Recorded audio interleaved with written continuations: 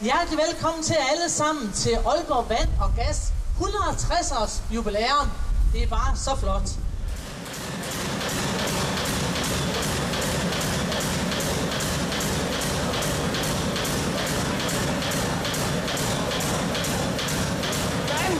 Vand, kan det brænde? Og det tror jeg ikke. Prøv igen.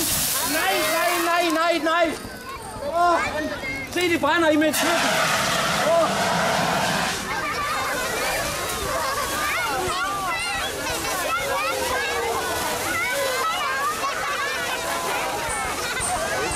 Reagensglasset er fyldt med kul, og det kul, det varmer man så op til sådan 1200-1300 grader.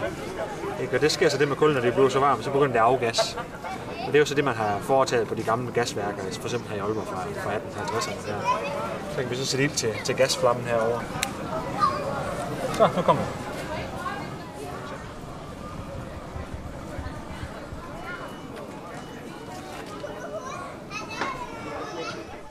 Øverst oppe i vandværksparken var der skåret hul i en af de gamle vandtanke, så publikum kunne se den indvendigt.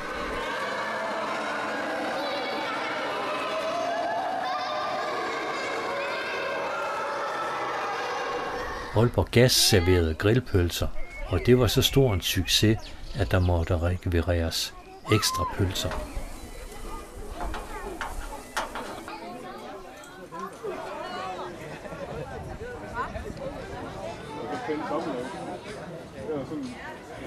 Rubens tube brænder gas i takt til musikken.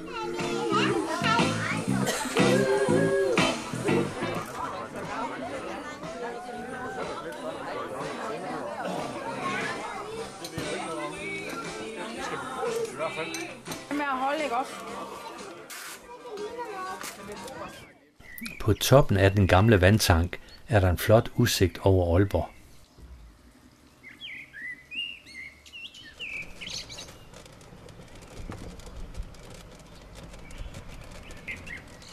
Aalborg Vand og Gas kunne glæde sig over et stort besøg her ved afslutningen af en begivenhedsrig dag.